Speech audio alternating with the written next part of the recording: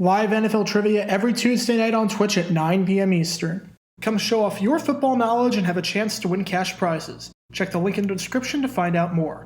And now, on with our feature presentation. In the over 100-year history of the NFL, there have been 217 games played on Thanksgiving. There have been a few ties in that stretch, but give or take, there are 200 teams who are feeling pretty good on Turkey Day, and 200 teams who left the holiday with their head down. But that raises an interesting question. Who had the worst Thanksgiving ever? When you take everything into account, what team had the worst Thanksgiving? You might think it's the 2008 Lions, who entered a game against the Titans with a winless record of 0-11, and who trailed 35-3 at one point before losing 47-10. And yes, that one was pretty bad. But we can do worse. You might think it's the 1980 Seahawks, who lost a 51-7 bloodbath to the Dallas Cowboys, which included one of the stupidest plays you're ever gonna see. Yes, that was called a safety because of intentional grounding. And yes, that one was pretty bad. In fact, it was the most lopsided result ever on Thanksgiving. But we can do worse. And you might think it's the 2012 Jets, who were down 35-3 at halftime to the New England Patriots and had a play that is now infamous for being one of the biggest bloopers in NFL history. And yes, that one was pretty bad. But we can do worse. Because on November 24th, 1983, the Pittsburgh Steelers had what has to be the worst Thanksgiving ever. Everything that could have gone wrong for Pittsburgh on this day did, both during the game and after the game. This is the story behind the worst Thanksgiving in NFL history.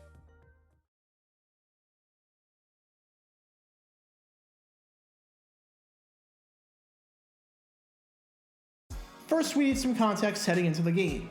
As is tradition, we start the Thanksgiving slate of games in Michigan at the Pontiac Silverdome for this battle between the Pittsburgh Steelers and the Detroit Lions. And this is a pretty big game for both teams. For Pittsburgh, they were sitting at 9-3, atop not just the AFC Central, but tied with the Los Angeles Raiders for the best record in the AFC. A win here would not only go a long way toward helping them win the division, as they were 2 up on the Cleveland Browns, but would help toward gaining home field advantage throughout the playoffs. As for the Lions, after starting the season 1-4, somehow they fought their way back into it and are now in a dogfight for the NFC Central. They're 6-6 along with the Green Bay Packers, while the Minnesota Vikings lead the division at 7-5. That's 3 teams within 1 game of the division lead with 4 to play. This is a big game for Pittsburgh, but you could argue that this was a must-win game for Detroit. And to say that this game was a beatdown would be an understatement. Detroit manhandled Pittsburgh by a final score of 45-3. The lone points of the game for Pittsburgh came in the second quarter when they were down 17-0. Billy Sims had another fantastic game, running for 106 yards and 2 touchdowns. I made a video about how the Lions were able to get Sims in the 1980 NFL Draft, if you want to check that out in the upper right corner. He ran wild, the Pittsburgh offense got nothing going whatsoever, and the Steelers lost by 42 points because of it. Just how bad was this loss? Not only was it the worst loss of the Chuck Noll era, but it was Pittsburgh's worst loss since 1947, when they lost a 49-7 contest to the Chicago Bears. It was the biggest blowout by the Lions ever on Thanksgiving. The game was so bad that one writer compared Pittsburgh's performance to those who were casualties in the World Wars. No, I am not making that up. And Chuck Noll was so blunt about the performance that he said, "This is probably the worst game I can remember." Noll had a couple of dud games in the 80s, between the 51-0 drubbing against the Browns to open up the 1989 season, to his infamous 1988 game against the Bengals that led to some players even turning on him. But this ranks up there as one of the worst. But you might be asking yourself this: how was this the worst Thanksgiving ever? Yes, it was a blowout, but we've seen plenty of blowouts before. Plus, the Steelers were still leading the AFC Central after this, so while this was bad, it couldn't have been that bad, right? Don't worry, it gets worse.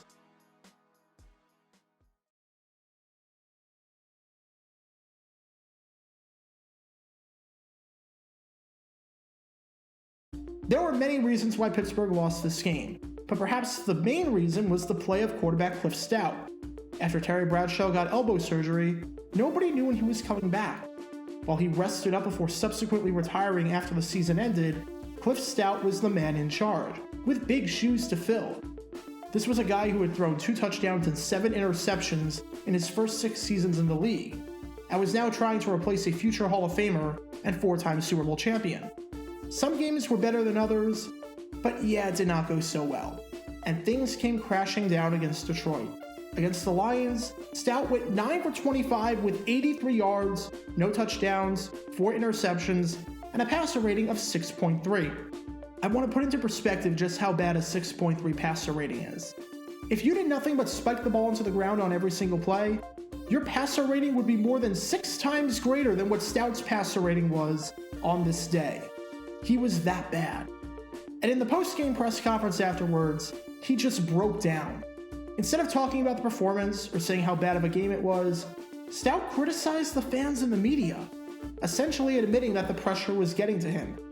He said, "Everything I do or don't do is compared to what Terry Bradshaw would have done. If we lose, it's we could have wanted Bradshaw been here. I'm not Bradshaw. I'm not trying to be." He then added, "For now, my contributions are appreciated by my coaches and my teammates, and I suppose that's all that really matters." Saying your contributions are appreciated by everyone is one thing. Saying it when you just lost 45-3, you threw 4 interceptions, and had a passer rating of 6.3 is another. Probably not the best idea to talk about your contributions after, you played the worst game ever and you were arguably the main reason your team lost the game.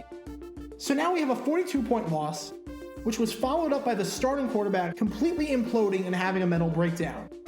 But you still might be asking yourself this: how is this the worst Thanksgiving ever? Yes, we've seen blowouts, and yes, we've seen players implode in post-game press conferences. But if that's all that happened, how could that have been the worst Thanksgiving ever? Don't worry, it gets worse.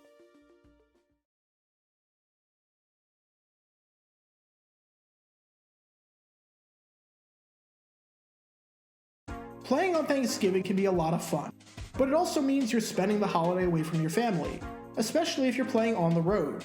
However, Pittsburgh was in a pretty good spot as road teams go. The game started at 12:30 Eastern and ended by 3:30, as is typical for NFL games that don't go into overtime. Following post-game festivities and whatnot, you figure Pittsburgh gets to the airport an hour later and lands before 6 o'clock, since it's just over an hour to fly from Detroit to Pittsburgh.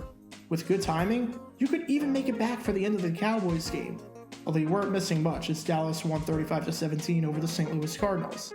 Side note, I made a video about the time the St. Louis Cardinals were the team on Thanksgiving instead of the Cowboys, if you want to check that out in the upper right corner. But you'll definitely be able to make it back for Thanksgiving dinner, since that's about the perfect time for that. Except, as you probably guessed, they couldn't even do that, because their plane broke down. There was a dead battery on the plane, which isn't the worst thing. The problem though was that during this time at Detroit Metropolitan Wayne County Airport, there were no batteries available.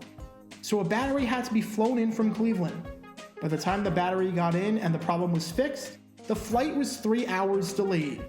And the plane, which was supposed to land just before 6 o'clock in time for Thanksgiving dinner, did not land until 8:45. Flights after losses are no fun, but flights after a blowout loss that are delayed by 3 hours and ruin your plans for Thanksgiving dinner, yeah, that's about as bad as it gets. Just to recap everything that happened here.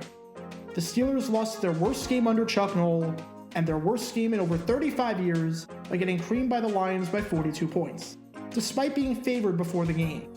Their starting quarterback imploded on the field and in the press conference, which led to a tailspin for the remainder of the season. And their flight was delayed due to a dead battery, ruining any plans whatsoever at being home in time for Thanksgiving dinner. That, ladies and gentlemen, is the worst Thanksgiving in NFL history. Be sure to like this video, ring the notification bell, and subscribe down below if you haven't already, as it helps the channel out a lot. And be sure to check out Twitch every Tuesday night at 9 p.m. Eastern for your chance to play NFL trivia and win cash prizes. Link in the description below. If you want to see videos like this condensed down to 60 seconds, then follow me on TikTok at Jaggregator9 and subscribe to 60 Second NFL History on YouTube. Also, special thanks to all of our Patreon supporters for the channel. Your support is greatly appreciated. See how you can become a patron and request future video topics in the description below.